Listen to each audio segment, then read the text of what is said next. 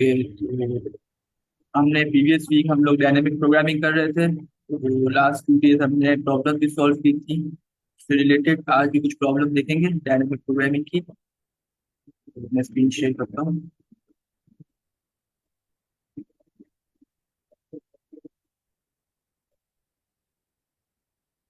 अच्छा, कोई dynamic programming को रिवाइज कराना चाहेगा? क्या चीज़ थी, क्या था उसमें, हमने कैसे प्रॉब्लम सॉल्व की थी उसकी?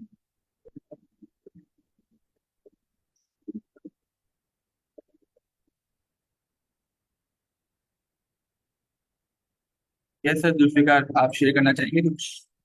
अच्छा, डायनेमिक प्रोग्रामिंग जो है ना वो उसका ये है कि सपोज हम जब रिकर्जन कर लेते हैं ना, रिकर्जन में ये होता है कि आपको मल्टीपल लेवल्स तक डेप्थ में जाना पड़ता है उससे। और जब जाते हैं तो आपका वो फंक्शन रिपीट होता रहता है। उससे टाइम कॉम्प्लेक्सिटी काफी इंक्रीज हो जाती है और साथ स्पेस स्पेस कॉम्प्लेक्सिटी भी इंक्रीज होती है। बट एनीवे, तो उसको हम हैंडल करते हैं मेमोराइजेशन से। हम क्या करते हैं कि असल में रिकर्जन में दो टाइप की रिकर्जन होती है। एक रिकर्जन में वो होता है कि कुछ चीजें रिपीट होती रहती हैं, ओवरलैपिंग होती है। और एक रिकर्जन ऐसी जिसमें ओवरलैपिंग नहीं होती। तो जो ओवरलैपिंग वाला रिकर्जन है उसमें हम टाइम कॉम्प्लेक्सिटी को रिड्यूस कर लेते हैं मेमोराइजेशन से। हम करते क्या है कि जो चीज ओवरलैप हो रही होती है उसको हम स्टोर कर देते हैं मेमोरी के अंदर, सो दैट जब वो फंक्शन दोबारा बैक ट्रैक हम करेंगे तो वो हमारे पास ऑलरेडी कैलकुलेटेड होगा और उसको हम यूज कर लेंगे और वो चीज दोबारा हम नहीं करेंगे। जिससे टाइम कॉम्प्लेक्सिटी बहुत ज्यादा रिड्यूस हो जाती है, हाईली रिड्यूस हो जाती है। और जो पहले टाइम कॉम्प्लेक्सिटी 2 पावर n होती थी, दैट इज एक्सपोनेंशियल, वो ओ एन हो जाती है, दैट इज लीनियर। तो ये this is the benefit of dynamic programming. Yes sir, आपने बहुत अच्छा एक्सप्लेन किया, बिल्कुल सर ऐसा ही है। तो इससे हम ऑप्टिमाइज कर लेते हैं। हमने ये भी देखा था कि फिबोनाची, जो हमारा फिबोनाची नंबर होता है, उसमें हम रिकर्जन के जरिए जब सॉल्व करते हैं, ओनली रिकर्जन जब होता है, तो वहाँ पे कुछ उसका ऐसा रिकर्जन ट्री बन रहा होता है जो बहुत बड़ा बनता है ना। तो इसी वजह से इसको, इसमें ना टाइम कॉम्प्लेक्सिटी 2 की पावर n हो रही होती है हमारी। क्योंकि आप है ना, एक वैल्यू है उसके मल्टीपल वेज पे जा रहे हैं और रिपीट कर रहे हैं। जैसे कि ये 5 है, ये पूरा ट्री जो है, ये कहाँ रिपीट हो रहा है? ये ट्री पूरा यहाँ रिपीट हो रहा है, ये 5। और इस तरीके से ये जो आपका 4 वाला ट्री है वो पूरा यहाँ रिपीट हो रहा है। ये पूरा बनाया नहीं है, देखिए इसके आगे और भी नोट्स बनेंगे, तो इस तरीके से पूरी चीज ही रिपीट होगी। और ये 3 वाला जो है आपका, ये 3 वाला पूरा यहाँ रिपीट हो रहा है, ये 3 है। तो इस तरीके से आपका मल्टीपल टाइम एक ही टास्क आप रिपीट कर रहे हो ना। आप क्या करते हैं, रिकर्जन में एक मेन टास्क को सब टास्क में डिवाइड करते हैं। अब सब टास्क में भी, सब प्रॉब्लम में भी अगर हम सब प्रॉब्लम रिपीटेशन कर देंगे तो उस समय टाइम क्वांटिटी बहुत एक्सीड हो जाती है कि आप सब टास्क तो आपके हो गए, तो आप वही काम रिपीट कर रहे हो अपने सॉल्व करने के लिए। तो हम डायनामिक प्रोग्रामिंग में ये काम रिपीट करने के बजाय हम कहीं स्टोर कर लेते हैं और बोलते हैं अगर पहले से हो चुका है ये ऑपरेशन, इसका सब टास्क कंप्लीट हो चुका है, तो हम दोबारा से वो चीज रिपीट ना करें, हम वहीं से रिटर्न करें। जैसे कि ये था, ये भी फिबोनाची सीरीज का ट्री है, लेकिन ये डायनामिक प्रोग्रामिंग के जरिए बना है। तो क्या हुआ, इसकी जो है ना सिर्फ क्या हो रही है, सिर्फ डेप्थ जा रही है, सिर्फ डेप्थ में जा रहा है ये। ठीक है, एक टाइम जा रहा है। फिर क्या करें, रिपीट नहीं कर रहा है। क्यों रिपीट नहीं कर रहा? देखिए इससे क्या किया, 1 आया, 3 वन, 1 को कॉल किया उसने, 1 ने रिपीट कर दिया अपना आंसर। 4 ने 2 को कॉल किया, 2 ने अपना आंसर रिपीट कर दिया, क्योंकि 2 ऑलरेडी यहाँ कैलकुलेट हो चुका था यहाँ पर। इसी तरीके से 5 ने 4 को कॉल किया और 4 आंसर निकाल दिया था 4 ने। अब 4 जब यहाँ कॉल हुआ ना, तो देखा इसे डायरेक्टली 3 को आंसर रिटर्न कर दिया। इसने अपना ट्री अलग से नहीं बनाया कि अलग से ये और भी ट्री बना दिया। इसे बनाया नहीं, इसे 3 को यहाँ रिटर्न कर दिया। तो इसलिए क्या, क्योंकि 4 ऑलरेडी यहाँ कैलकुलेट हो चुका था। तो इसी तरीके से, और आपका ये 5 जो है वो भी कैलकुलेट हो चुका है। अब जब 7 आएगा आगे, अगर और भी ट्री हम बड़ा बनाए, तो 7 फिर 5 को कॉल करेगा, तो 5 यहाँ पे कैलकुलेट हो चुका है, तो ये वाला यहाँ पे आ जाएगा। तो इससे ट्री अब इतना छोटा बन गया, मतलब कि नंबर ऑफ ऑपरेशन बहुत कम हो गए, इसलिए टाइम कॉम्प्लेक्सिटी भी बहुत कम हो जाती है। समझ आ गया आप लोग को डायनेमिक प्रोग्रामिंग क्या था? थोड़ा रिवीजन कराया है मैंने। जी सर। ठीक है। तो चले अब हम नेक्स्ट प्रॉब्लम पे चलते हैं। डायनेमिक प्रोग्रामिंग की हमने 3 प्रॉब्लम सॉल्व कर ली है चीट कोड की। और हम कुछ प्रॉब्लम देखते हैं। अच्छा, ये है हाउस रॉबर। ये प्रॉब्लम है। इसमें क्या है, you are a professional robber planning to rob houses along a street. ये ऐसा कह रहे हैं कि आप एक प्रोफेशनल रॉबर हैं। आप फर्ज करें, ऐसा सोच सकते हैं कि आप एक रॉबर है, ठीक है। तो आपने हाउस में चोरी कर दी अलोंग अ स्ट्रीट। एक स्ट्रीट में हाउसेस है लाइन से। Each house has a certain amount of money stash. Her house में कुछ ना कुछ मनी रखी हुई है, पैसा रखा हुआ है। The only constraint stopping you from robbing each of them is that adjacent houses have security system connected with. मतलब मतलब ये कहना चाह रहे हैं कि आपको एक चीज बस रोकेगी रॉबिंग करने से। क्या चीज? कि उसमें ना एडजेसेंट हाउसेस है ना वहाँ सिक्योरिटी सिस्टम्स है। अब अगर एक हाउस में चोरी होती है ना, तो उस बराबर वाले हाउस में सिक्योरिटी अलर्ट आ जाती है, तो पुलिस वहां पे आ सकती है। Automatically contact the police if two adjacent houses were broken into on the same night. उसी रात अगर दो हाउसेस में एक साथ चोरी हुई तो पुलिस अलार्म बज जाएगा। मतलब ये कहना चाह रहे हैं कि आप दो हाउसेस एडजेसेंट वाले, उसमें आप वो रॉबर जो है चोरी नहीं कर सकता। अब रॉबर चोरी नहीं कर सकता, लेकिन एडजेसेंट के अलावा कर सकता है। मतलब कि जैसे कि एक लाइन है हाउसेस की, जैसे कि ये लाइन है, ठीक है। अब इसमें ये एक हाउस है, ये दो हाउस स्ट्रीट है, 3 हाउस है, ये 4 हो गए, ये 5। अब अगर रॉबर जो है यहाँ चोरी कर लेता है, तो ये यहाँ नहीं कर सकता, यहाँ कर सकता है, यहाँ कर सकता है, यहाँ कर सकता है। ये 3 के पास ऑप्शन आ गए। अगर इसने यहाँ चोरी कर ली तो फिर यहाँ नहीं कर सकेगा, फिर यहाँ कर सकता है। इस तरीके से एडजस्टेड नहीं होना चाहिए, बराबर में नहीं होना चाहिए, एक का ब्रेक आना चाहिए, ठीक है। अच्छा, अब इसको हम देखते हैं। तो इस तरीके से ये हाउसेस की आपकी स्ट्रीट बन गई। अब जैसे कि और हाउसेस है, अब यहाँ पे अब इसने कर लिए, या अगर रॉबरी कर लिए तो यहाँ नहीं कर सकता, ये यहाँ कर सकता है। तो इस तरीके से ही करेगा। अच्छा, अब आपके पास मल्टीपल ऑप्शंस आ गए, देखें। हमें पता क्या चलता है कि ये प्रॉब्लम टीपी की है, या ये रिकर्जन, या से भी आइट्रेशन हमारे फॉर लूप से ही सॉल्व हो सकती है, 2 पॉइंटर्स ऐसी कोई टेक्निक से हो सकती है। वो जब पता चलता है जब हमारे पास चॉइसेस आ जाती है, नंबर ऑफ वेज। अब आप देखें यहाँ पे उसने अगर यहाँ चोरी कर ली तो यहाँ नहीं कर सकता, लेकिन यहाँ कर सकता है, यहाँ कर सकता है, यहाँ कर सकता है, यहाँ और यहाँ। अब उसके पास ऑप्शन है मल्टीपल। अब उसको पास रास्ता है कि ये कर लेगा तो ये नहीं कर सकेगा। अगर इसने ये कर ली तो ये नहीं कर सकेगा। अगर इसने ये वाली नहीं करी, अगर ये वाली कर ली तो ये नहीं कर सकेगा। ये कर ली तो ये नहीं कर सकेगा। मतलब उस वक्त मल्टीपल चॉइसेस आ गई ना। अब जब चॉइसेस आ जाती हैं तो हमने हर चॉइस को देखना होता है कि वहां से हमें मैक्सिमम हमारा आंसर क्या बनेगा, क्योंकि हमने यहाँ रिटर्न क्या करना है, return the maximum amount of money you can rob tonight without alerting the police. तो वो कहना चाह रहे हैं कि आप पुलिस को अलर्ट किए बगैर जितना ज्यादा रॉब आपका जो रॉबर है रॉबिंग कर सकता है वो करे। प्रॉब्लम स्टेटमेंट क्लियर हुई आप लोग को किस तरीके से है ये?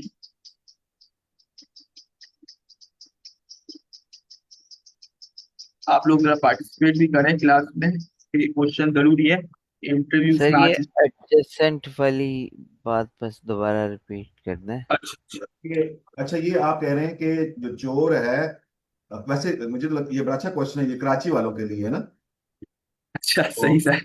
हाँ, तो उधर आप उनको ट्रेन कर रहे हैं, तो उसका मतलब है वो एक गली में जाएगा तो आप ये पता है कि एक घर में चोरी करेगा तो एक घर छोड़ के अगले में चोरी करनी है उसने, क्योंकि हर एक घर छोड़ के अगले घर में अलार्म लगा हुआ हम्म। है। यही बात है ना। नहीं सर, अलार्म तो सब घरों में लगा हुआ है, अलार्म सब घरों में लगा हुआ है, लेकिन जहाँ वो चोरी करता है ना उसके बराबर में अगर दोबारा उसके बराबर वाले घर में भी उसका चोरी कर ली तो अलार्म बच जाएगा। ओके ओके, तो आप कह रहे हैं सब। कि अलार्म जो बजेगा वो एक घर छोड़ के अगले घर में अलार्म बज सकता है। एक जैसे कि यहाँ घर है, एक सारे घर है, अब सब में अलार्म है, ठीक है सर। सपोज करें आप सब में अलार्म लगे हुए हैं, ये सारे घर हैं, इन सब में अलार्म लगे हुए हैं। मैं अगर समझ गया, मैं समझ गया, मैं बताता ना। आप कैसे ऐसे? सुनो, आप हमें आप हमारे टीचर देखे ना कि सारे यस। घर, सब घरों में लगा हुआ है अलार्म। तो अगर वो दो लगातार कंसेक्टिव घरों में चोरी करेगा तो अलार्म बजेगा, अगर दो कंसेक्टिव में चोरी नहीं करेगा तो फिर अलार्म नहीं बजेगा, है ना। यस सर, यस सर, बिल्कुल आप सही। अब उसने ये स्ट्रेटेजी करनी है कि मैंने एक घर में चोरी करनी है, अगला घर छोड़ना है, उसके बाद उससे अगले घर में चोरी करनी है, यही है ना। यस सर, बिल्कुल सर, ऐसा ही है। अब उसको ये फैसला करना है कि मैं पहले घर को छोड़ूं कि पहले घर में चोरी करूं, है? बिल्कुल बिल्कुल सर। ये तो अब उसको चॉइस करना पड़ेगा कि यार मैं पहले घर में स्टार्ट चोरी से करूं कि पहला घर छोड़ के अगले से चोरी करूं स्टार्ट, है ना? बिल्कुल। तो हमें पता कैसे चलेगा कि उसने यहाँ चोरी करनी है या नहीं करनी है, उसके लिए वो ठीक डिसीजन। पैसों की हाँ। अमाउंट गिवन होगी, किस घर यस में कितने पैसे हैं। बिल्कुल सर, अमाउंट तो गिवन है, बिल्कुल वो बात तो आपकी ठीक है। लेकिन अब उसको नहीं पता ना, अगर यहाँ से चोरी कर ली तो उसको मैक्सिमम अमाउंट मिल पाएगी या नहीं मिल पाएगी। हो सकता है यहाँ मैक्सिमम अमाउंट हो, लेकिन उसके जो कंसेक्यूटिव हो ना, उसके आगे वाले जो एक एक छोड़कर है, उनमें कम अमाउंट हो। जैसे कि इसमें कम है, इसमें कम, इसमें नहीं ज्यादा तो अमाउंट थी, लेकिन इसमें इसमें कम मिली, इसमें भी कम मिली। तो उसको डिसाइड करना है ना, क्या पता यहाँ कम अमाउंट हो लेकिन ये वाले में बहुत ज्यादा अमाउंट हो, और इसमें भी बहुत ज्यादा अमाउंट हो। सर समझ रहे हैं सर, ताकि आप, ये चॉइसेस आ रही है। तो आपके ख्याल में हमें सारी चॉइसेस चेक करनी है, क्या करना है? यस सर, बिल्कुल सर, हमें सारी चॉइसेस चेक करनी है। बिल्कुल सर, हाँ, ऐसे। ठीक है, क्योंकि हम वो चोर तो डिसाइड नहीं कर सकता, हमें देखना है कि सब चॉइसेस में सबसे ऑप्टिमाइज चोर के लिहाज से कौन सी है। यस, पहले हमें सारी चॉइसेस चेक करनी है, फिर जो चॉइसेस में सबसे ज्यादा अमाउंट होगी उसको हमने रिटर्न करना है, सबसे ज्यादा अमाउंट जहाँ हमें मिले। हाँ, फिर चोर को बताना ये भाई यार इस पैटर्न पे चल तो ज्यादा रकम हाथ में आने का चांस है। सही बात। ठीक है। कोई और क्वेश्चन किसी का? आई थिंक आवाज आई थी। आई थिंक सबको प्रॉब्लम क्लियर हो गई है, फिर क्वेश्चन नहीं है तो ठीक है। तो हम एग्जाम्पल को अब देखते हैं, टेस्ट केसेस को। यहाँ पे है नम नम इक्वल टू 1 2 3 1। ठीक है। अब आपको कुछ वैल्यूज दी गई है यहाँ। अब इसमें हमने मैक्सिमम आंसर निकालना है। एक तरीका तो ये है कि मतलब इसको रेगुलर बड़े बड़ी वैल्यूज साफ नजर है। 1 2 3 1। ओके, कुछ वैल्यूज हैं, ठीक है। अच्छा सर जुल्फिकार, आप बताए, आप माइक ओपन है आपका तो ठीक। अगर सर यहाँ पे चोरी होती है फिर आप वो कहाँ चोरी कर सकता है फिर? मैं वो एक काम ये कर सकता है कि वन पे चोरी करे फिर थ्री पे करे। अच्छा ठीक है सर। एक एक चॉइस तो ये होगी इसकी। एक चॉइस तो ये हो गई, बिल्कुल सर, ऐसा ही है, एक चॉइस तो ये हो गई। दूसरी चॉइस क्या बन सकती है सर? दूसरी ये कर सकता है कि टू पे चोरी करे और वन पे करे। बिल्कुल, इसको हम कलर चेंज कर देते हैं। एक ठीक चॉइस ये है। बनती है कि टू की अब चॉइस करे और वन पे। अच्छा, एक चॉइस ये बन सकती है कि वन पे करे और फिर दोबारा वन पे कर दे। हाँ, ये भी बन सकती है, ग्रेट सर। वन पे कर ले चोर चॉइस, सही है बिल्कुल, चोरी, और ये वन पे कर ले, बिल्कुल सर, ये भी हो सकता और इसके अलावा और क्या चॉइस बन सकती है? वो मैं ये तीन ही बनती है शायद। है। यस सर, बिल्कुल ऐसा ही है, ये तीन बनती है। ये बिल्कुल। बीच में गैप, असल में मेरे ख्याल में इसको यूं हम समझे कि आपने बीच में गैप को इंक्रीज करना है। ठीक है, तो सही। उस गैप को अगर हम अपने माइंड में रखें ना तो हमें पता चलेगा चॉइसेस क्या बनती हैं। आप पहले हमने एक गैप रखा और अच्छा गैप को भी और स्टार्टिंग पॉइंट दोनों को आप चेंज करें। यस यस यस, ठीक है बिल्कुल। तो अगर हम ऐसा देखें तो ये टू पे कर ले, और यहाँ पे वन पे कर ले, तो ये हो गया था। और गैप स्टार्टिंग पॉइंट, अब गैप ना सर, वन का गैप नहीं हो सकता, ये पॉसिबल नहीं है, ये वाला जो है ना, ये पॉसिबल नहीं है, क्योंकि एक का गैप आ गया ना, कंसेक्यूटिव आ गया, कंसेक्यूटिव हम नहीं रख सकते। कंजर्वेटिव ठीक में रख सकते हैं, है। सही यस, बात। गैप आपका एक से ज्यादा होना चाहिए, मतलब कि दो का हो, तीन का हो, और एक से ज्यादा होना तकरीब, इस तरीके से। यस, तो अलार्म बच जाएगा ना। तो इस तरीके से तो क्या हुआ, कितने पॉसिबल वेज निकले हमारे? तीन पॉसिबल वेज निकले थे कि एक हमने वन पे कर तो चोरी से की, और आखिरी में वन पे कर ली। तो सबसे ज्यादा आंसर किस में बन रहा है अगर हम देखें? इसका आंसर जो बन रहा है 1 + 3। ठीक है, येलो येलो कलर जो किया हुआ है ना, वो 1 + 3 बनता है। कितनी अमाउंट बन गई? 4। और एक बन रहा है 2 + 1। ठीक है, सेकेंड वाला और फोर्थ वाला। तो 2 + 1 कितना बना? 3। और ये बन रहा है 1 + 1, फर्स्ट वाला और सबसे लास्ट वाला, कितना बन गया? ये बन गया 2। तो मैक्सिमम कहाँ बन रहा है? मैक्सिमम 4 वाला बन रहा है, तो ये वाला हमारा मैक्सिमम आंसर 4 या रिटर्न। क्लियर हो गया ये? यस। जी ओके, सर। फिर हम आगे चलते हैं, इस वाली एग्जाम्पल को देख लेते हैं। टू। ये बहुत जो ये नंबर रखे हैं ये उसमें अमाउंट ऑफ मनी को शो करते हैं। यस यस सर, बिल्कुल सर, वो ये हाउस नंबर है, ये हाउस नंबर 1 है, हाउस नंबर 2 है, हाउस नंबर 3 है। लेकिन ये ना अमाउंट शो कर रहा है, इसके अंदर हाउस के अंदर अमाउंट कितनी है, ये हाउस नंबर 4 है। जितनी एड है ओके, ना, जितने एडी के एलिमेंट्स है ना, उतने आपके हाउसेस। ठीक है सर। यस। और जो वैल्यू है ना, वो आपके अमाउंट को शो कर रहा है, बिल्कुल अमाउंट। ओके। अब यहाँ पे देखते हैं ये वाली एरे, तो इस पे भी अमाउंट दी हुई है और वैल्यूज है टोटल। अच्छा, अब यहाँ पर क्या है कि 2791, अगर मैं इसको बड़ा लिख रहा हूँ, 2791। अब आप लोग को समझ आ रहा है कि कौन सी प्रॉब्लम टीपी से होती है, कौन सी नहीं होती है? ये आप लोग को थोड़ा क्लियर हो रहा है कि इसमें हमारी नंबर ऑफ वेज आ रही है, कुछ डिफरेंट डिफरेंट आ रहा है। कुछ क्लिक हो रहा है? सर जुल्फिकार आप बताएं, और कौन है? जी सर, क्या क्वेश्चन है? मैं थोड़ा सर सा। क्वेश्चन ये है कि आपको क्लिक हो रहा है कि ये प्रॉब्लम कोई डिफरेंट है, मतलब कि नंबर ऑफ वेज आ रही है ना, मतलब कि अलग अलग तरीके आ रहे हैं। अगर अलग अलग तरीके नहीं होते, सिंपल होता तो हम सिंपल आइट्रेशन से वो कर लेते हैं ना, कोई टेक्निक लगा के 2 पॉइंटर्स वगैरह। लेकिन ये इसमें हम देख रहे हैं कि हमारे नंबर ऑफ वेज आ रही है, कि आप कभी ये वाली चोरी कर रहा है तो फिर वो वाला करेगा, जी ये जी वाली जी जी। करेगा तो कर सकता है। ये ऑप्शन आ रहे, ऑप्शन आ रहे हैं ना, ऑप्शन नंबर ऑफ वेज। तो ठीक ये है सर। तरीके, ये तो ये प्रॉब्लम स्टेटमेंट पढ़ के हमें समझना है कि ये इसको डीपी से करना है या फिर इसको सिंपल लॉजिक से करना है। यस। अच्छा, आप देखें यहाँ क्या 27931। अब यहाँ पर हमने क्या किया, सबसे पहले अगर ये यहाँ पर रॉबरी करता है, रॉबर जो है यहाँ रॉबरी करता है 2 पर, तो अब वो किसको करेगा, 9 को करेगा। 9 के बाद वो 1 को करेगा, ठीक है, ये इसके बाद एक तरीका है। तो अगर उसका टोटल सम निकाला तो कितना बनता है, 2 + 9 वेल। + 1, तो ये 12 बनता है। अभी ये 12 मैक्सिमम बता रहे हैं, अब और भी तरीके देख लेते हैं। अच्छा, और तरीका देखते हैं, जैसे कि एक ये वाला, एक 7 पे कर ली उसने रॉबरी और उसने वो करी 3 पर। अब ये एक तरीका हो गया, और नहीं कर सकता वो, ठीक है, बाकी कंसेक्यूटिव हो जाएंगे। 2 के साथ 7 नहीं कर सकता, 3 के साथ 1 नहीं कर सकता, अगर 7 किया तो 7 और 3 कितना होता है, 7 + 3 10 होता है, तो ये तो छोटा है 12 से। अच्छा, अब अगर उसने 9 पे कर ली और फिर वो 1 पे कर ले रॉबरी, तो मैं इसका कलर चेंज करूँ, यहाँ 9 पे कर ली और फिर उसने 1 पे रॉबरी कर ली, अब क्या हुआ, 10 हो गया, वो भी 10 आ रहा है, तो वो भी छोटी वैल्यू है। 12 सबसे बड़ी वैल्यू थी, इसलिए 12 यहाँ पे आंसर रिटर्न। ठीक है। कोई तरीका है कि हमें नंबर ऑफ हाउसेस से हम लोग नंबर ऑफ वेज निकाल सकें, कि कितने ओके। तरीके बनते हैं?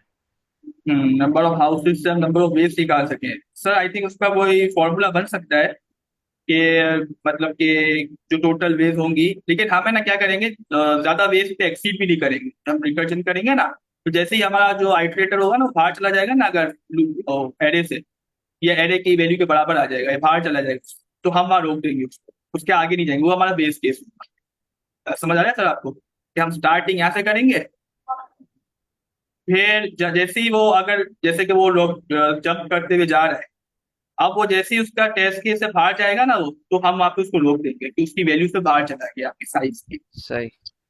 यस, तो इस सही। तरीके से हम करते हैं। वैसे नंबर ऑफ वेज आप निकाल सकते हैं, उसका एक फॉर्मूला बन सकते हैं, माइंड में नहीं आ रहा, लेकिन आप करेंगे तो मिल जाएगा। Okay. तो ये इस तरीके से है, नंबर ऑफ लेंथ हमारे पास 100 है। अच्छा ठीक है, अब हम इसका सॉल्यूशन देखते हैं, किसको किस तरीके से सॉल्व करना है। तो हमें सॉल्व कुछ ऐसा करना है कि हमने नंबर ऑफ वेज सारी निकाल ली है ना, पहले एक तरीका, जो तरीके बन रहे हैं हमारे पास उन तरीकों से हम किस तरीके से सॉल्व कर सकते हैं। अच्छा, इसमें क्या करेंगे, सबसे पहले हम एन की वैल्यू लेंथ ऑफ नम्स रख देंगे, ठीक है। अब जो है यहाँ पर हमने इसकी वैल्यू को रख दिया एन में।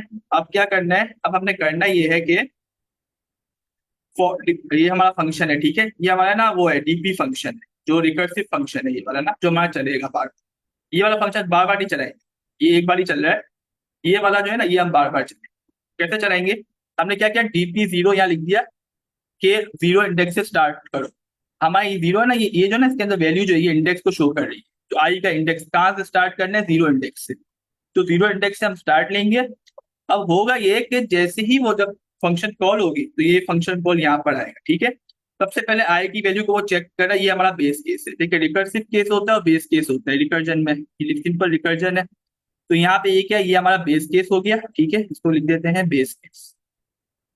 और हमारा रिकर्सिव केस कहाँ बन रहा है, रिकर्सिव केस हमारा यहाँ पर बन रहा है इन दो स्टेटमेंट्स। अब यहाँ पे हो ये रहा है कि rob equal to nums I plus DP I plus two, ये क्यों लिखा, तो बताना चाहेगा आई प्लस टू क्यों लिखा है। अल्टरनेट करेगा ना, अल्टरनेट। एक एडजस्टेंट छोड़ के करना ना। यस बिल्कुल करेक्ट, दोनों ने करेक्ट बोला। बिल्कुल एक एडजेसेंट छोड़ना है हमने, इसलिए हमने आई प्लस टू किया कि अगर आई आपका यहाँ पर है तो प्लस टू करके आप आई आपका यहाँ पे आ जाएगा, ऐसा ही है, और उसमें प्लस कर देगा नम्स आई।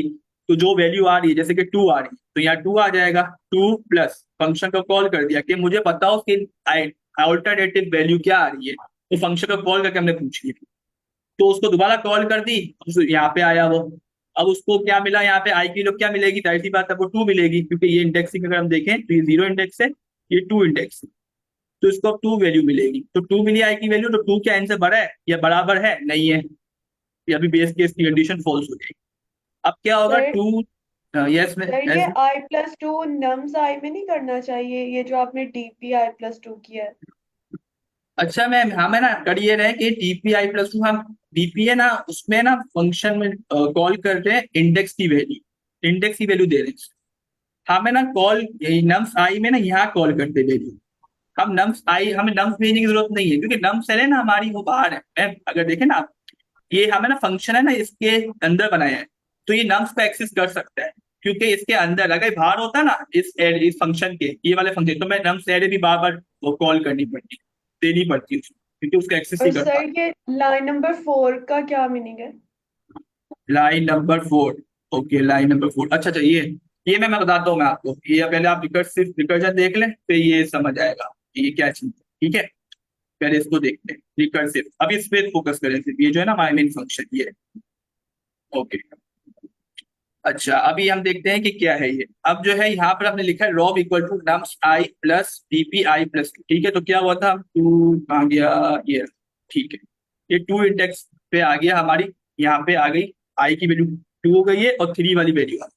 तो टू प्लस, अब इसे कॉल कर दिया था, अब जाहिर सी बात है हमने रिकर्सिव कॉल कर दी है, तो वहां पे क्या हुआ, अब वहां पे वो आएगा थ्री आ जाएगा यहाँ पर, तो वैसे वैसे ही वो टू प्लस पेंडिंग में पड़ा हुआ है।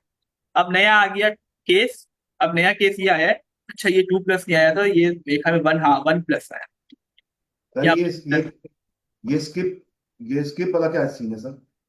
यस सर, वो अब देखते हैं सर, अभी वो है ना वो बाद में कॉल होगा, पहले ये वाले कॉल हो जाएंगे ना, उसके बाद फिर टर्न आएगी।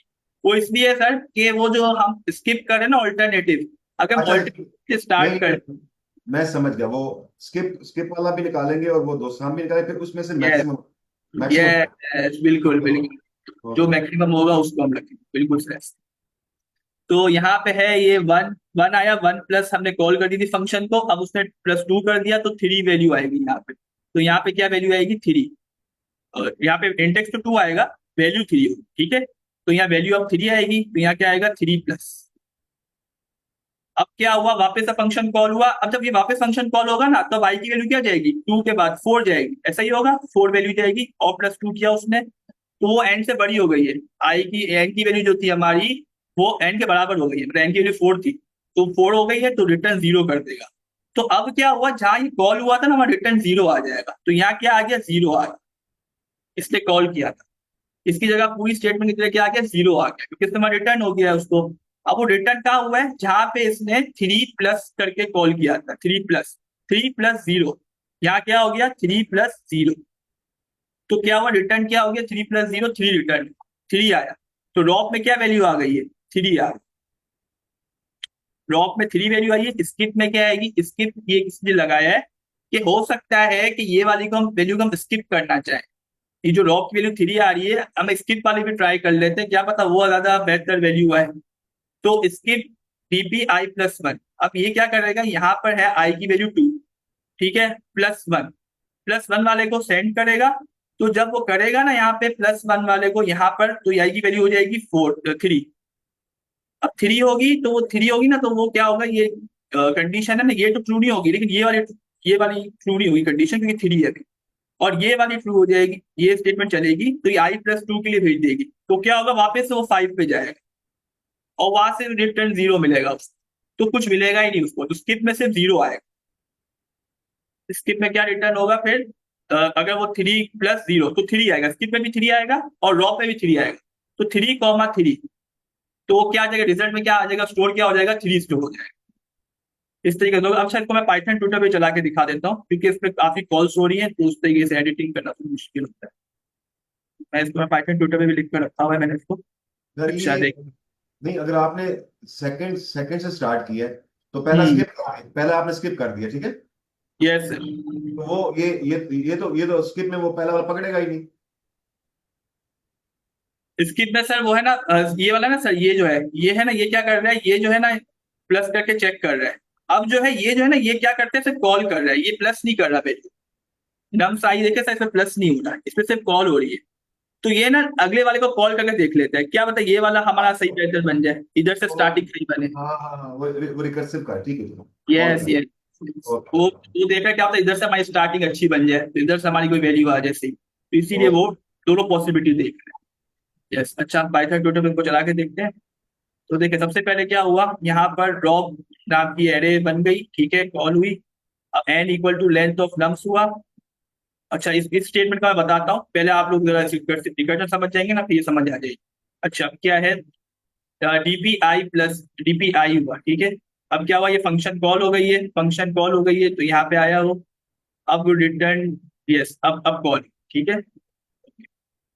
तो यहाँ पे उस तरीके से उसने यहाँ पे कर दिया। अच्छा, अब क्या हुआ, यहाँ पे फर्स्ट कॉल पे हम देखते हैं, तो एन की वैल्यू क्या थी, यहाँ पर 4 है, और आई की वैल्यू 0 है, ठीक है।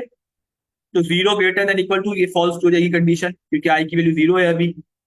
अब क्या हुआ, rob equal to nums I plus DP I plus 2। तो क्या हुआ यहाँ पर, जो है हमारे पास नम्स आई की वैल्यू क्या है, अभी कुछ होगी अभी हमारे पास, तो फर्स्ट वैल्यू 1 है, ठीक है, क्योंकि नम्स 0 की वैल्यू है, तो वो 1 है। 1 प्लस डीपीआई प्लस 2 को कॉल कर दिया, यहाँ देखे से क्या किया, डीपीआई प्लस 2 को कॉल कर दिया। तो जब कॉल किया उसने, तो क्या हुआ यहाँ पर, यहाँ पे आएगा, ये यहाँ पे आ रहा है इस तरह से, देखिए ये डीपीआई फंक्शन के अंदर आया। तो यहाँ पे क्या हुआ, उसने क्या किया, ये आई की वैल्यू 2 हो गई, क्यों हो गई, क्योंकि अभी हमने देखा था आई की वैल्यू 0 होती है, उसके बाद 2 हो गई, क्योंकि +2 किया है इस वजह से। और फिर यहाँ क्या हुआ, rob equal to nums I plus DP I plus 2। अब क्या हुआ, नम्स आई क्या है हमारे पास वैल्यू, अब वो है हमारे पास 3, ऐसा ही है। तो 3 प्लस करके वो फंक्शन को कॉल कर देगा, यहाँ पे एक फंक्शन कॉल कर दिया उसमें। तो आप देख रहे हैं यहाँ पे फंक्शंस कॉल होती जा रही है, ये ना फंक्शन का स्टैक बनता जा रहा है। 0 के लिए बना, 2 के लिए बन गया, अब 4 के लिए बना है। अब 4 के लिए ना टर्मिनेट हो जाएगा, अभी चला जाएगा, क्यों, क्योंकि आई के लिए 4 वैलिड नहीं है, हमारी आई के लिए 3 तक है। तो अभी आप देखिएगा ये चला जाएगा।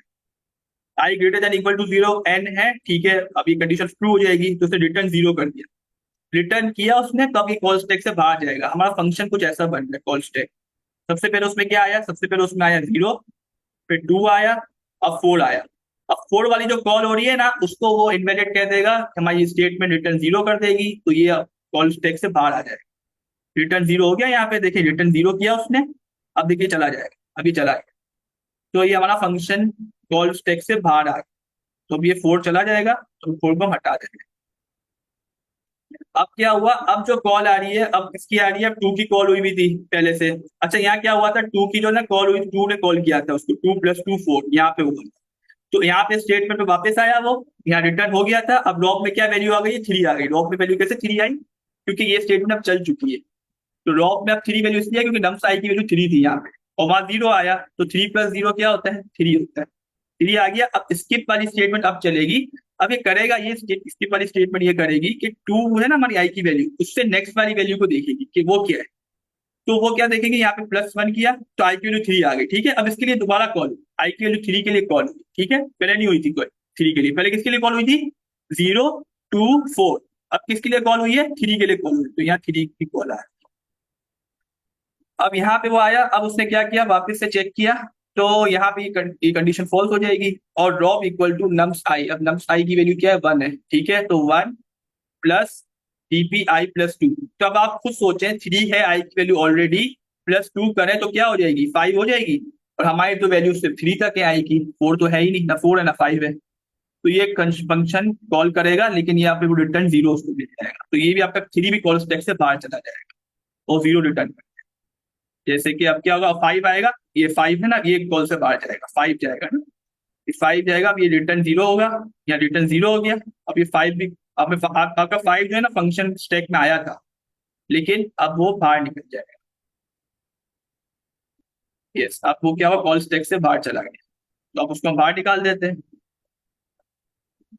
अब नेक्स्ट स्टेटमेंट चलाते हैं। अब क्या हुआ, अब देखिए अभी नहीं, जो पुरानी फंक्शंस कॉल की हुई ना उनकी कॉल्स पे जा रहा है। अभी 3 ने से पहले की कॉल की हुई थी। अब ये किया यहाँ पे, इसने i+1 किया यहाँ पर, skip equal to DP i+1। अब ये 3+1 मतलब 4 के लिए कॉल करेगा। अब 4 के लिए जब कॉल की इसने यहाँ पे, ये देखिए आप क्या हुआ यहाँ पे, एक सेकंड, ठीक है। अब यहाँ पे हुआ कि रिटर्न 0 हो गया, ठीक है, रिटर्न 0 हो रहा है 5 के लिए। उसके बाद है ना ये स्किप i+1, तो यहाँ पे क्या हो रहा है, 3+1 के लिए कॉल हो रही है। तो 3+1 क्या होता है, 4 होता है। 4 तो इनवैलिड है ना, हमारा इंडेक्स सिर्फ 3 तक है, 4 है ही नहीं हमारे पास, तो इसलिए ये इनवैलिड इंडेक्स है। इसीलिए यहाँ पे वो जब कॉल जाएगी तो रिटर्न उसको 0 मिल जाएगा। अभी क्या हुआ, यहाँ पे उसने स्किप वाले ने कॉल कर दी, और यहाँ पर ये कॉल, ये पिछली कॉल पे आ गया। अच्छा, बेसिकली हुआ ये, अभी जो यहाँ पे आया था ना 3+5, 3+2, 5 पे आया था, 5 हमारे स्टैक में आया था, फिर वो 5 चला गया, 5 स्टैक से बाहर चला गया। तो जब बाहर चला गया ना, तो अभी जहाँ ये कॉल हुआ था ना, ये वहां पर आया है। तो किसने कॉल किया था इसको, इसको किया था स्किप वाले। तो स्किप वाले फंक्शन ने कॉल किया था, वहां स्टेटमेंट में वापस आएगा वो। अब यहाँ पर जब आया वो, तो उसने क्या किया, यहाँ पर ये स्टेटमेंट पे आया रिटर्न मैक्स। अब देखिए मैक्सिमम वैल्यू को स्टोर रिटर्न करेगा, रॉप और स्किप में जो भी मैक्सिमम वैल्यू है उसको रिटर्न करेगा। तो रॉप की वैल्यू क्या है, अभी 1 है, स्किप की वैल्यू क्या है, 0 है। तो दोनों में से बड़ी कौन सी है, 1 है ना, तो 1 को रिटर्न करेगा। जैसे 1 को रिटर्न किया, रिटर्न वैल्यू 1 हुई, और इस तरीके से आपके कॉल स्टैक से ये जा रहे हैं। अब देखिए यहाँ क्या हुआ, ये 1 रिटर्न हो गया। अब ये कहाँ जाएगा, जहाँ इसको कॉल किया गया था, 2 ने इसको कॉल किया था, तो ये 2 के पास जाएगा, वहां पे 1 रिटर्न करेगा। वहां पे देखिए स्किप की जगह 1 पे आ गया, देखिए स्किप की जगह 1 आ गया। पहले क्या था, स्किप की जगह पहले स्किप था ही नहीं, देख रहे हैं आप ये वाला, इसमें स्किप था ही नहीं। जब ये गया, इससे 1 रिटर्न किया, तो स्किप में 1 आ गया। अब ड्रॉप की वैल्यू 3 है, स्किप की वैल्यू 1 है, तो किसकी बड़ी है, 3 की बड़ी है, तो 3 रिटर्न हो जाएगा। अब देखिए कहाँ रिटर्न होगा, जहां इस फंक्शन को कॉल किया था, i0 ने कॉल किया था, देखिए अब स्टैक से बाहर जाती है यार ये वैल्यूज। ये आपका ना स्टैक से, देखें अगर मैं पीछे करूं दोबारा, ये देखें आप, पहले 5 आया था, 5 चला गया, अब 3 की टर्न आई थी, फिर 3 चला गया, तो मैं 3 को भी स्टैक से बाहर निकाल, यहाँ 3 स्टैक से बाहर चला जाएगा। 3 स्टैक से बाहर चला गया, तो हम स्टैक 3 को रिमूव कर देते हैं स्टैक में से। आपका call stack, function call stack ना एंड में खाली हो जाएगा। अच्छा, अब क्या होगा यहाँ पे, अब 3 ने क्या किया, 3 का भी आंसर, 3 बाहर चला गया। अब 2 की टर्न आई, अब 2 भी बाहर जाएगा। 2 ने क्या रिटर्न किया, 3 रिटर्न किया। किसको रिटर्न कर रहा है, जिसने इसको कॉल किया था, 0 ने कॉल किया था, याद है आपको, 0+2 किया था आपने, 2 कॉल हुआ था। ये पिछली वाली जो कॉल्स है ना, बैक ट्रैक कर रहे हैं, पिछली वाली कॉल्स पे जा रहे हैं। तो ये 3 उसको वहां आंसर मिल गया, अब मिला है उसको आंसर, पूरा आगे तक जाकर वापस आते हुए उसको आंसर मिल गया। तो 3 उसको मिल गया है, तब 3 मिल गया तो उसको क्या किया, रॉब की वैल्यू क्या होगी यहाँ पे, अब जो है रॉब की वैल्यू, जो 0 वाला हमारा कॉल स्टैक था, उसमें यहाँ पे 3 आ गई है, रिटर्न वैल्यू इसलिए 3 आई है क्योंकि यहाँ रॉब की वैल्यू 3 थी और स्किप की वैल्यू 1 थी, दोनों में से बड़ी है 3, इसलिए 3 आ गई। अब यहाँ पे जब आया वो, तो यहाँ पे उसने कॉल की, तो यहाँ पे वो देखेगा रॉब की वैल्यू 4 थी, अब उसको यहाँ वैल्यू मिल जाएगी 3, इस तरीके से। ये देखें आप, अगर आप दिखाऊं, हाँ ठीक है। अच्छा, अब स्किप का काम नहीं हुआ था, देखिए अगर याद होगा वो 0 इंडेक्स पे जब हमने कॉल किया था, तो हम 2 इंडेक्स जंप करके चले गए थे। अब है ना स्किप वाला रहता था, ये वाली स्टेटमेंट रहती थी। अब इस स्टेटमेंट की अब टर्न आई, तो ये i+1 करके भी कॉल करेगा। अब जब इसे i+1 करके कॉल करेगा ना, अभी आप देखिएगा, तो यहाँ पे उसने किया 1 को कॉल किया। अब ना ये 1 वाला हम पहले से ही कैलकुलेट कर चुके हैं। अच्छा, 1 वाला कैलकुलेट नहीं किया है, ठीक है ठीक है, 1 को कैलकुलेट करेगा, ये रिटर्न करेगा। तो रॉब की वैल्यू 3 आई और स्किप की वैल्यू 3 है। अब देखा यहाँ पे स्किप में फोन से लेके आ गया, ये चीज है, ये डीपी काम कर रहा है। ये आप स्टेटमेंट देखने वाली, अभी देखिएगा, यहाँ पे आया ये, इसने करा कॉल, 1 के लिए कॉल किया, रॉब की वैल्यू में उसने यहाँ पे i+2 के लिए कॉल किया, तो उसको यहाँ पे आंसर मिल जाएगा। क्यों मिल जाएगा, क्योंकि हम ऑलरेडी कैलकुलेट कर चुके हैं। रॉब की वैल्यू 3, देख रहे हैं आप, रॉब की वैल्यू 3 आ गई, से दोबारा फंक्शन कॉल नहीं किया, डीपी को दोबारा कॉल नहीं किया, क्योंकि हमने यहाँ पर ये जो स्टेटमेंट लगाई हुई ना, ये उसका काम है, जो यहाँ टॉप पे लगाई है ना, LRU कैश, ये काम कर रही है। तो इसका मैं बताता हूँ ये क्या चीज है।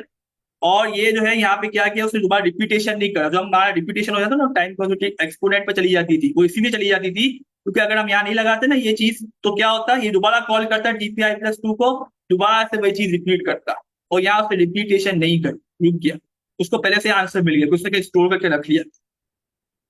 अभी इसको मिल गई 3, अब इसके स्किप की वैल्यू इसको फॉरवर्ड मिल गई, देख रहे हैं आप, स्किप की वैल्यू फॉरवर्ड मिल गई, कौन सा आपका आइटरेटर आगे आ गया, दोबारा फंक्शन कॉल पे नहीं गया, वरना क्या करता है यहाँ फंक्शन कॉल पे दोबारा आता है, टीपी बार नहीं आया, उसको आंसर मिल गया, अब वो रिटर्न पे आ गया। अब 3 में कौन बड़ा है, 3 बड़ा है, तो 3 आपका आंसर आ जाएगा, तो 3 वैल्यू उसका आ गई। अब यहाँ पे क्या है, लॉग की वैल्यू 4 है, ऑलरेडी 4 थी, अगर आप देखें यहाँ पे ऑलरेडी 4 थी, स्किप की वैल्यू कैलकुलेट हो रही थी, कैलकुलेट हो गई, 4 और 3 में कौन बड़ा है, 4 बड़ा है, तो 4 आपका आंसर आएगा मैक्सिमम, यहाँ से रिटर्न।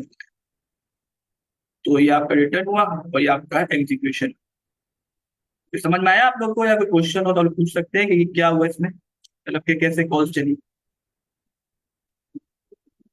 बेसिकली कोई रिकर्सिव कॉल्स चली है, और जो हमें टाइम बचा रही है वो क्या बचा रही है, ये स्टेटमेंट बता रही है। अच्छा मैं इसका समझा देता हूँ। अब यहाँ तक क्लियर है आप लोग को क्या हुआ ये, या कुछ एक्सप्लेन करना चाहे या कोई क्वेश्चन हो तो पूछ सकते हैं।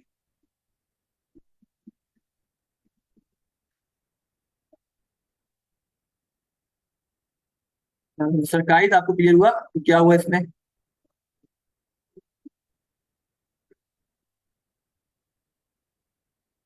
जी सर जी काफी।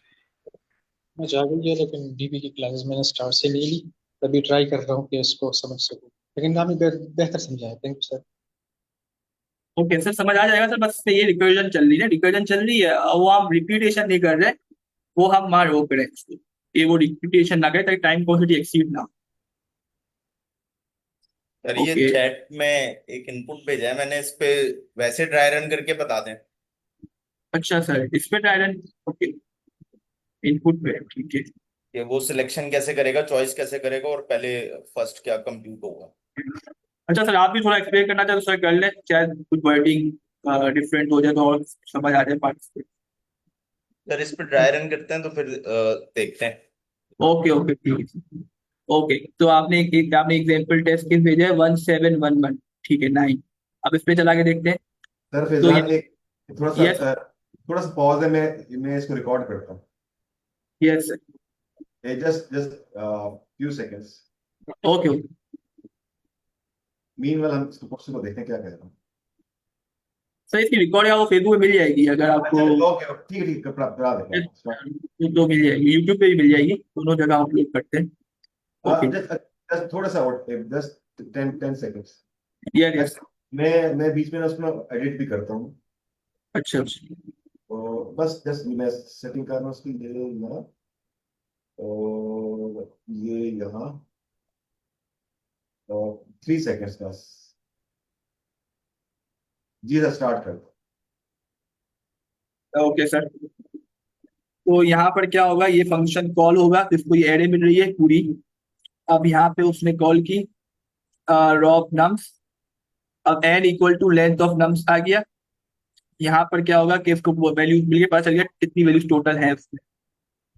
अच्छा ये एड LRU कैशे जो है ना, ये चीज ये है कि यहाँ पर क्या होता है, ये आपको ना पाइथन है प्री बिल्ड आपको मिल जाती है चीज ना, प्री डिफाइंड, आपको अलग से मेमो बनाने की जरूरत नहीं पड़ती। जो हम कर रहे थे पिछली प्रॉब्लम हमने किया था, अलग से मेमो बनाया था डिक्शनरी, उसमें हम कीज को स्टोर करते थे, फिर वहां से वैल्यू गेट कर लेता था।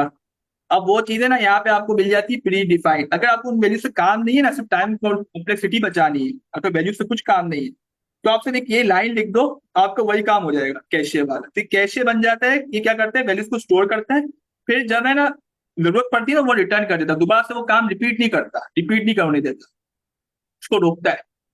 तो ये max size equal to none लिखने का मकसद यहाँ पे ये है कि अगर उसकी साइज मैक्सिमम से उसकी लिमिट नहीं रखी है हमने, जितना बड़ा कैशे बनना चाहे वो बन सके, मतलब जितनी कॉल्स स्टैक बनना चाहे उसका बन सके, वो वैल्यूज को स्टोर कर सके, उसको कोई लिमिट ना हो, मतलब लिमिट भी हम रख सकते हैं यहाँ।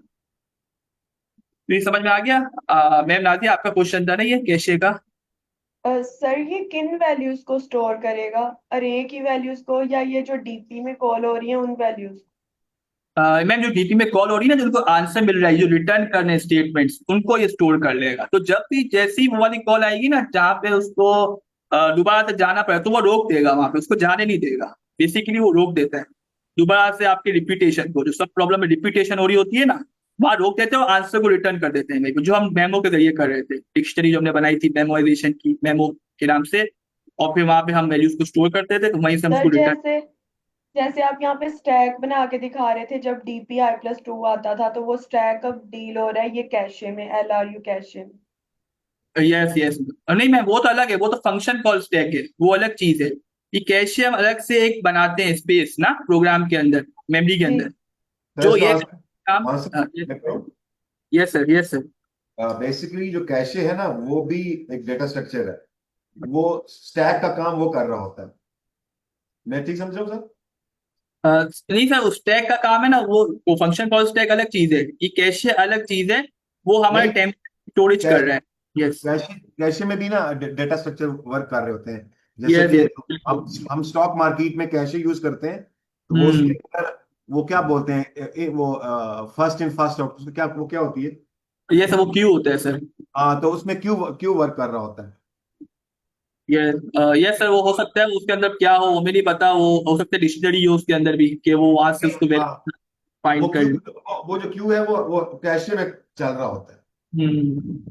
बिल्कुल हो सकता है, वो पाइथन को देखना पड़ेगा उसके अंदर क्या वर्किंग है ना, इसके जो इनबिल्ट ओनर किया है पाइथन ने, तो उसमें क्या यानी यूज। सर आप कह रहे हैं कि जो वैल्यू रिटर्न होती है उस पे वो स्टोर करा होता है, यानी कि अगर मैं ये कहूँ कि मैं फर्स्ट टाइम डीपी के फंक्शन को कॉल करूँ जीरो वैल्यू देके, जब सेकंड टाइम कॉल करूंगा तो वो पूरा फंक्शन कॉल नहीं होगा, जो वैल्यू ऑलरेडी स्टोर होगी वहां से ले लेगा।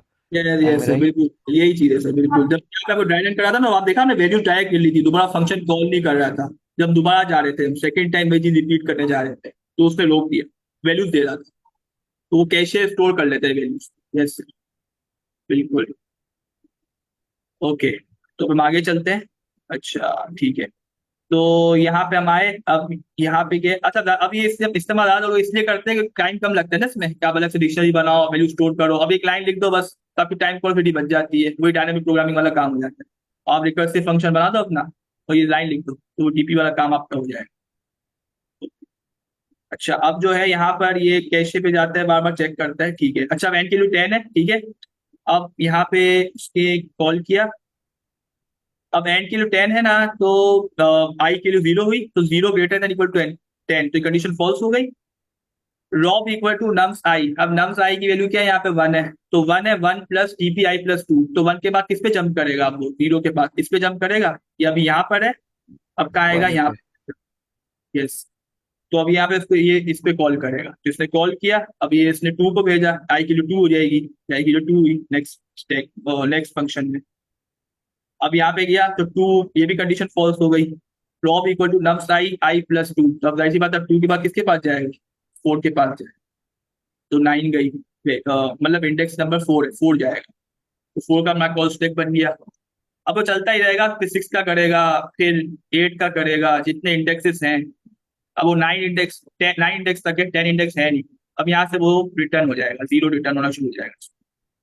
एक कंडीशन ट्रू हो गई। यहाँ पे देखें, if I greater than equal to 0, एक अच्छा 10 है, ठीक है, आई की वैल्यू 10 भी है, कितनी वैल्यू है बस हमारे पास, मिनट 3 6 9 10। अच्छा 10 है नहीं, यहाँ रिटर्न हो जाएगा, ठीक है, आई की वैल्यू 10 पे गया तो है, कॉल तो कर दी है इसने, लेकिन यहाँ तो उसको रिटर्न मिल जाएगा। यस, तो वो कॉल स्टेक से बाहर चला जाएगा, रिटर्न 0 हो गया, तो कॉल स्टेक से देखें ये 0 आ गया ना यहाँ पे, अभी कॉल स्टेक से बाहर चला जाएगा। तो अभी 8 पे आया, अब 8 पे आया, अब स्किप वाले पे चलेगा, ठीक है। अब स्किप वाले फंक्शन की टर्न आई, क्योंकि वो तो कॉल हो गई उसकी कंप्लीट। अब स्किप वाली भी साथ साथ चलाएगा ना वो, तो I+1, तो 8+1 क्या होता है 9, 9 के लिए कॉल करेगा, 9 के लिए कॉल की, 9 इंडेक्स पे क्या है हमारा, 9 पड़ा हुआ है। अभी ये आया, अभी इसे क्या किया, 9 के लिए कॉल करी, 9 के लिए कॉल की है, फिर क्या किया, 11 के लिए कॉल की, देखें 9 के बाद 11 कॉल क्यों की, ये आपने नोट किया, ये देखें 9 के बाद ये 11 के लिए कॉल करे, क्योंकि यहाँ पर भी तो I+2 है ना, तो 9 के बाद 11 के लिए कॉल करी, 11 के लिए कॉल की, तो 11 हमारा एग्जिस्ट ही नहीं करता, तो यहाँ से इसको 0 मिल जाएगा। मैं इसको आगे चलाता हूँ, ये देखें आप 0 आ गया, ठीक है। अब ये बैकवर्ड चला गया, तो ये कॉल स्टेक खत्म हो गया, ये फंक्शन खत्म हो गया। प्रीवियस वाले पे आ गया, जहाँ उसको कॉल किया 9 पे आया, अब यहाँ रॉब की वैल्यू 9 है, अब यहाँ पे उसको स्किप की कॉल करेगा, स्किप उसको 0 मिल गया, क्यों मिल गया 0, क्योंकि अभी हम कैलकुलेट करके आए, 0 रिटर्न हुआ था ना, तो इसकी भी जगह 0 आ जाएगा। 0 आ गया, अब 9 और 0 में कौन बड़ा है, जाहिर सी बात है 9 बड़ा है, तो कौन रिटर्न होगा, 9 बड़ा, 9 रिटर्न होगा, यहाँ से वो 9 रिटर्न कर दिया उसने। अच्छा, यहाँ पे कॉल्स किए जा रहे हैं, वो रिटर्न करता जा रहा है, उसको वैल्यू मिलती जा रही है। 9 और 0 में 9 रिटर्न किया। अब देखें 1 और 9 में कौन बड़ा है? स्किप की वैल्यू 9 रिटर्न हुई है, क्यों? क्योंकि वहां से स्किप की 9 होते हुए आई। अब 1 और 9 में कौन बड़ा है? 9 बड़ा है, तो 9 रिटर्न हो जाएगा। इस तरीके से 12 और 12। अच्छा, यहाँ से आई की 7 के लिए, आई की वैल्यू 7 के लिए कॉल होगा, ठीक है। अब 7 के लिए कॉल हुआ ना, तो यहाँ पे आप देखें ये क्या गया, ब्याओ की वैल्यू क्या आई? 18 आई। 18 क्यों आई? वो इसलिए आई है क्योंकि वहां से उसको वैल्यू 18 मिल रही है। अच्छा, ये देखें यहाँ पे ना, देखें यहाँ पे भी यही चीज रिपीट हुई।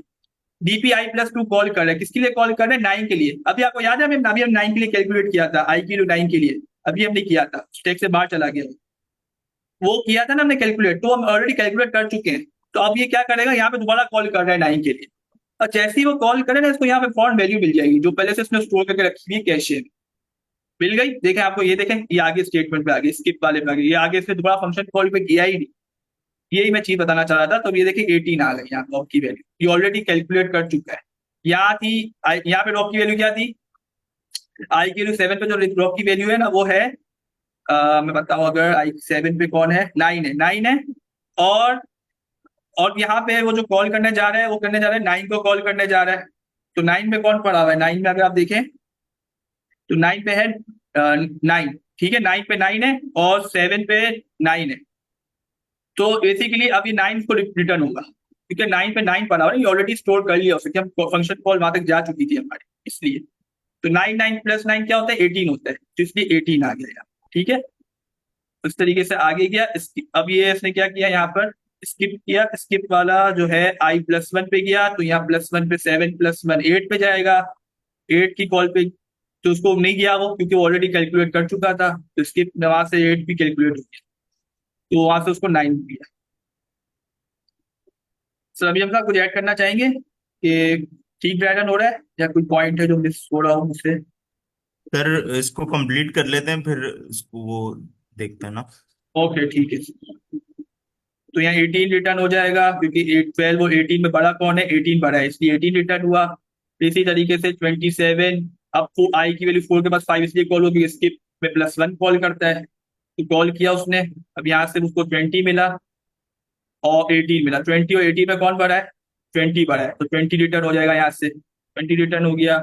इसी तरीके से 27 और 20 में कौन बड़ा है? 27 बड़ा है, 27 रिटर्न हो जाएगा। इसी तरीके से 28। अब यहाँ पे ना आई की वैल्यू 3, इसके लिए 20 कॉल हुआ, 21 आया और 27 आया, क्योंकि आई की वैल्यू 4 के लिए ऑलरेडी हम कैलकुलेट कर चुके थे, 27 आ चुका, इसलिए 27 आ गया। 21 27 प्लस दोनों बड़ा कौन है? 27 बड़ा है, 27 रिटर्न हो जाएगा, 27 रिटर्न हो गया। इस तरीके से यहाँ पे 20 है, तो 27 में कौन बड़ा है? 28 बड़ा है, 28 रिटर्न हो जाएगा। इस तरीके से 29। अब ये 1 के लिए कैलकुलेट कर रहा है, तो 28 और 34 में कौन बड़ा है? 34 बड़ा है, क्योंकि 28 2 के लिए कैलकुलेट हुआ, 2 के लिए हम ऑलरेडी कैलकुलेट अभी कर चुके थे, और 34 इसकी वैल्यू आ रही थी। तो यहाँ पे 28 और, हाँ ठीक है, तो यहाँ पे हमने किया, तो 34 बड़ा है इसमें, तो 34 आया। और 29 34 में कौन बड़ा है? 34 बड़ा है, 34 रिटर्न होगा। और एन के लिए आखिरी 10, जहाँ के लिए हमने कैलकुलेट किया था, कॉल किया था, यहाँ आखिरी कॉल यहाँ पे रिटर्न होगी, क्योंकि फंक्शन कॉल फर्स्ट टाइम ने यहाँ किया। 34 यहाँ रिटर्न होगा, हमारा आंसर 34 आ। यस सर, अमीन था, आप बताएं। बेहतरीन सर। सर असल में जब वो हम रिकर्जन कर रहे होते हैं ना, तो हम ये अज्यूम कर लें कि असल में ये कंफ्यूजन इसलिए होती है कि हम वो ना रिकर्सिव डेप्थ में चलते जाते हैं कि वो उसके आगे नीचे क्या हो रहा है, उसके आगे क्या हो रहा है, उसके आगे क्या हो रहा है। तो एक कॉन्सेप्ट है, आप लोग ना देख लीजिएगा, जिसको कहते हैं रिकर्सिव लीप ऑफ फेथ। तो मैं चैट में लिख देता हूँ, और इसको एक दफा जरा चैट जीपीटी कर लीजिएगा, तो ये क्लियर हो जाएगा। बेसिकली ये क्या चीज है, ये है कि हम ये अज्यूम कर लेते हैं कि पीछे वाले जितने रिजल्ट्स हैं ना, वो सही आ रहे हैं हमारे पास। तो हम सिर्फ अपने आगे वाले का और मतलब उस वाले का रिजल्ट कैलकुलेट करते हैं। बिलफर्ज अगर मैंने एक पूरी एरे सम करनी हो 1 बिलियन एलिमेंट्स की, तो मैं ये अज्यूम कर लूंगा कि मेरे पास पीछे से जो है ना, वो सारा सम होके सही सही आ रहा है, और मैं बस उसमें लास्ट एलिमेंट ऐड करूंगा और वो सम हो जाएगा पूरे एरे का। तो अगर मैं इस क्वेश्चन के हिसाब से ये थिंकिंग अप्लाई करूं, तो मैं ये अज्यूम कर लूं कि मेरे पास जो पीछे इतना जो लंबा चौड़ा एरे है, उसमें कभी कुछ कॉल होगा, कभी कुछ कॉल होगा। अब देखें इसमें ना बहुत स्ट्रेटेजिकली वो एलिमेंट्स प्लेस किए हैं। पहले हमने हमें जो चाहिए ना, वो फर्स्ट इंडेक्स पे 7 है, 9 है, फिर 9 है और फिर 9 है, तो तब जाके सम 34 बनता है। तो ये तीन 9 का जो सम है ये 27 बनता है, और 27 और प्लस जो है ये फर्स्ट इंडेक्स पे जो 7 रखा हुआ है, इस 27 प्लस 7 34 होगा। अब अगर यहाँ पे मैं खड़ा हूं अभी जीरो इंडेक्स पे, तो मुझे रिकर्सिव लीप ऑफ फेथ लेना पड़ेगा कि पीछे से जो है ना मेरे पास 27 ही रिटर्न होगा। और फिर मैं ये देखूंगा कि जीरो इंडेक्स पे वन, अगर मैं कौन से वाले पे जीरो को लेना है मैंने या स्किप करना है। तो इस तरह इसको देखेंगे ना तो ये काफी क्लियर हो जाएगा। बाकी इसको जरा थोड़ा पढ़ लीजिएगा, तो फिर इसको नेक्स्ट सेशन में भले फिर और डिस्कस कर लेंगे रिकर्सिव लीप ऑफ फेथ को। तो थोड़ा बहुत इसका आइडिया हुआ है कि ये मैं क्या कहना चाह रहा हूँ।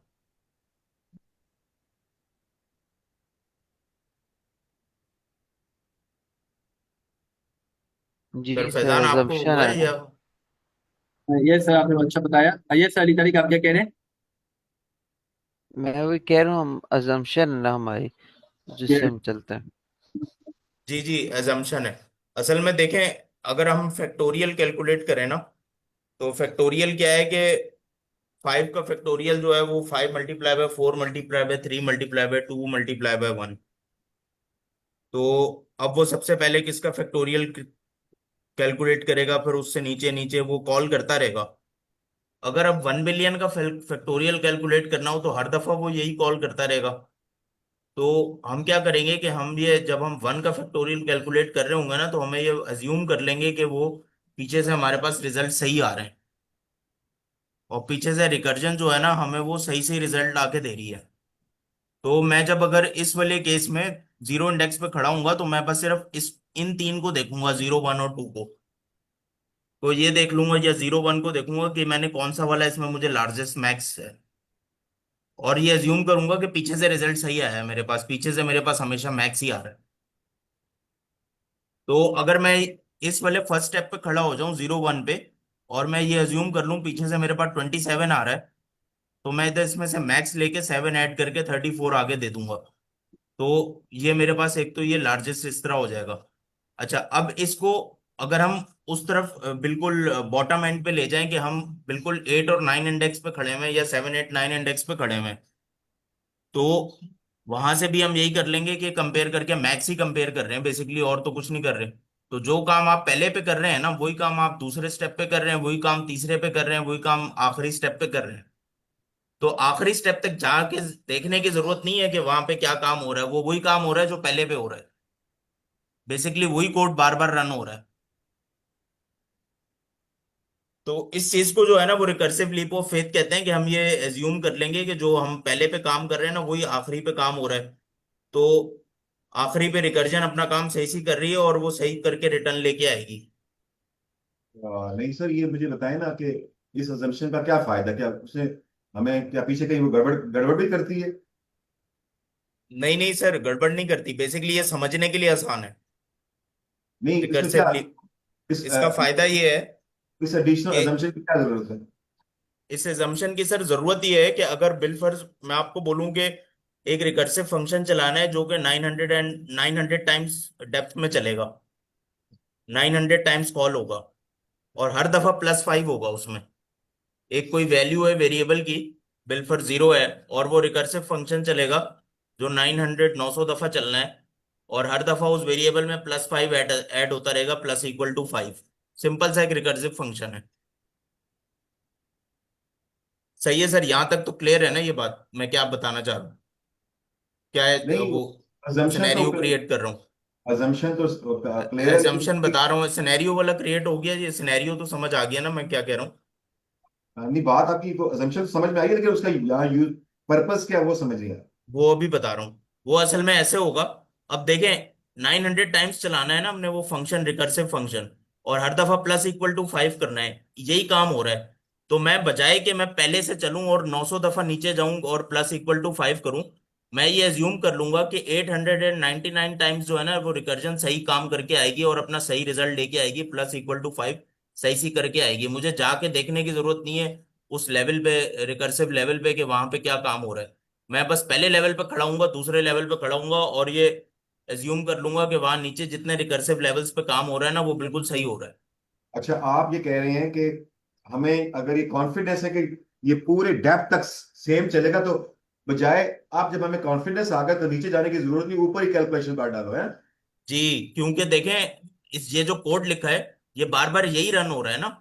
जी तो आप जी। इसको एक दफा देख लेंगे, अगर आप इसको पहले लेवल पे देख लेंगे तो आपको ये पता चल जाएगा कि नवे लेवल पे भी तो यही कोड रन हो रहा है, और कोई हाँ, दूसरा कोड थोड़ी है। तो ऊपर ही कैलकुलेशन एक लेवल, एक स्टेप में करो और टाइम को सेव करो है।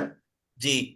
तो और ये ओके, आप मेंटल कैलकुलेशन कर लेंगे मैं इसके समझ लिए। गया। इसको कोई वो मतलब, ये ना विद प्रैक्टिस जो है ना, ये मेंटल उसमें वो हो जाती है कि आप मैं समझ इसको। जी जी, बिल्कुल बिल्कुल सही कह रहे हैं, ये हो जाती है, हो जाती है। सही कह रहे हैं ये। This is typically mathematical approach. जी। तो बाकी ये चीज, ये जो पूरा कॉन्सेप्ट है ना, ये वही है, रिकर्सिव लीप ऑफ फेथ। ये एक दफा इसको जरा गूगल भी कर लेंगे, चैट जीपीटी कर लेंगे तो मेरे ख्याल से, और recursive leap of faith in recursion लिख देंगे तो वो काफी डिटेल दे देगा। तो ठीक है उससे बहुत ज्यादा अच्छा क्लियर हो जाएगा फिर। सर, जबरदस्त सर, जबरदस्त। बहुत अच्छा समझाया आपने सर। यस सर सर, ऐसे बहुत ही है। बहुत अच्छा एक्सप्लेन किया सर, बिल्कुल। अब यही बात है। अच्छा, ये जो सर कह रहे हैं ना कि ये माइंड में हमारे बन जाता है, ये जब बनता है तब ज्यादा ज्यादा प्रॉब्लम सॉल्व करेंगे ना, ये डीपी की ये प्रॉब्लम्स अब इतनी सॉल्व कर लेते हैं लोग प्रॉब्लम कि उनके रिकर्सिव केस उनके माइंड में खुद से बन जाते हैं, सेकंड से बन जाते हैं। और उनको जरूरत नहीं पड़ती कि ऊपर ड्राई रन करते हैं, आगे तक जाते थे। अभी हम गए समझने के लिए वो कैसे चल रहा है। वो क्या करते हैं, वो एक रिकर्सिव केस बना लेते हैं। अब उनको फेथ, उस रिकर्सिव केस में इतना फेथ होता है, इतना मतलब भरोसा होता है कि वो प्लान करने की जरूरत ही नहीं पड़ती। उनको पता होता है आगे तक एंड तक बिल्कुल सही जाएगा, वो बेस केस लिखकर अपना कोड कंप्लीट कर ले। सर फैजान, एक बात मुझे समझ नहीं आई, आपने स्किप में I+1 की, ठीक है। बिल्कुल सर। तो लेकिन हमने पिछली एग्जांपल में देखा कि हमें दो दो दो दो भी स्किप्स करने पड़ते थे। वो यस भी सर, बिल्कुल। वो भी दो। चॉइस थी हमारी। वो कहाँ पर हैंडल हुई? Yes sir. सर देखिए, यहाँ पे I+1 स्किप करना है सर, तो ये हम है ना स्टोर नहीं कर रहे, हमने I+ स्किप किया तो ये वापस से इस फंक्शन की कॉल पे आते हैं। तो यहाँ +2 स्किप कर देता है वो।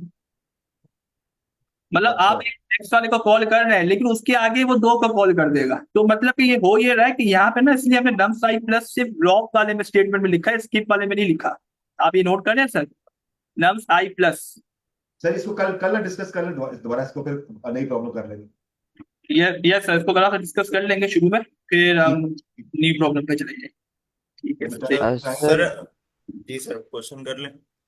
सर मुझे ये बताइएगा कि डायनामिक प्रॉब्लम के लिए सबसे अच्छा यूट्यूबर कौन सा जिसको हम फॉलो करके थोड़ा सा अच्छा समझ सकते हैं बहुत ज्यादा। और मेरे ख्याल में सबसे बेस्ट इस टाइम ये सर फैजान है। इससे यस, बेहतर ये सेशन के अलावा अगर हमने प्रैक्टिस के लिए ये समझना, ये मैं तो यहाँ पे रोज 10 बजे आ जाता हूँ सर समझने के कोड लिए। स्टोरी विद माइक का यूट्यूब चैनल है, वो देख लें तो, अगर उससे काफी, मुझे तो काफी हेल्प हुई थी। क्या नाम दोबारा बताएं sir? Yes sir, code story with Mike, code with MIK लिखिए, code with MIK YouTube channel है, तो हम भी वहीं कौन से सी पढ़। लैंग्वेज यूज करता है? यस, ये यूट्यूब चैनल है, code with MIK। Okay. Sir Junaid, आप भी कर लें अपना क्वेश्चन, आपको जो प्रॉब्लम्स आ रही हैं। अलैक्म सर, ये बात। मैं ऑडिबल? यस सर, बिल्कुल सर, आप बोलिए। अच्छा सर, फैजान और सर अमीर हमजा, आपसे एक क्वेश्चन ये है कि क्योंकि आप दोनों माशाल्लाह लीड कोड के हवाले से ना वेल इक्विप्ड है, तो मेरा क्वेश्चन आप दोनों से ये है कि मेरा बिल्कुल स्टार्ट है, और मैं स्टार्ट में ये फील कर रहा हूँ कि मुझे ना कॉन्सेप्ट समझ नहीं आ रही, और वो मेरे सर के ऊपर से गुजर रहे होते हैं, क्योंकि मेरा बिल्कुल स्टार्ट है। तो मैं बस यूज टू रहने के लिए और इन्वॉल्व रहने के लिए इसमें, ताकि मुझे समझ आए, मैं सेशन ज्वाइन कर लेता हूँ। कुछ कॉन्सेप्ट समझ नहीं आ रहे तो उन्हें मैं ये सोच के बस बैठा रहता हूँ कि एटलीस्ट मैं ज्वाइन तो किया हुआ सेशन। क्वेश्चन यहाँ पे ये है कि is this the right approach, या मुझे कुछ और करना चाहिए इस कॉन्सेप्ट को बेटर अंडरस्टैंड करने के लिए? अच्छा सर, मैं एक पॉइंट ऐड करना चाहूंगा। 10 मंथ्स पहले ना मेरी भी ऐसी हालत थी ना कि मैं सेशन वाला, मुझे समझ नहीं आ रहा होता था क्या चल रहा है ना। तो होता ये था कि मैं ना पार्टिसिपेशन से घबराता नहीं था, मतलब कि सबसे ज्यादा मैं ही क्लास में बोल रहा होता था जब कुछ इंस्ट्रक्टर पढ़ा रहा होता था ना, कुछ कर रहा होता था। आई थिंक सर जुल्फिकार को भी पता होगा कि जब मैं ज्वाइन किया था तो सर जुल्फिकार ने भी आई थिंक तभी ज्वाइन किया था। तो मैं पार्टिसिपेशन बहुत ज्यादा कर रहा होता था ना, कि मतलब मुझे थोड़ा बहुत ही समझ आता था तो मैं बार बार बोल रहा होता था ना। देखिए, जब आप पार्टिसिपेशन करते हैं क्लास में तो ही आपको समझ आता है। अब आप सिर्फ सुनते रहेंगे, मतलब कि पढ़ा रहे हैं, मतलब देखते जा रहे हैं, तो आपके माइंड से ऊपर से जा रहा होगा, क्लियर नहीं हो रहा होगा। तो आपने पार्टिसिपेशन ज्यादा ज्यादा करनी है, और जब भी कोई डे मिलता है आपको पार्ट प्रेजेंट करने का, आपने प्रेजेंट करना है। फिर जब हम प्रेजेंट करते हैं ना, तो असल समझ जब ही आता है, क्योंकि आप है ना वो कॉन्सेप्ट को है ना बहुत ज्यादा माइंड पे जोर लगाता है, आपका माइंड 100% वर्क करता है। जब आप सेशन ले रहे होते हो ना, तो आपका माइंड से 20% वर्क करता है। कि जब आप प्रेजेंट कर रहे होते हो, तो आपका माइंड पूरा अपना जोर लगा, जितना उसके अंदर पावर है ना, वो पूरी लगा देता है उस प्रॉब्लम को सॉल्व करने में।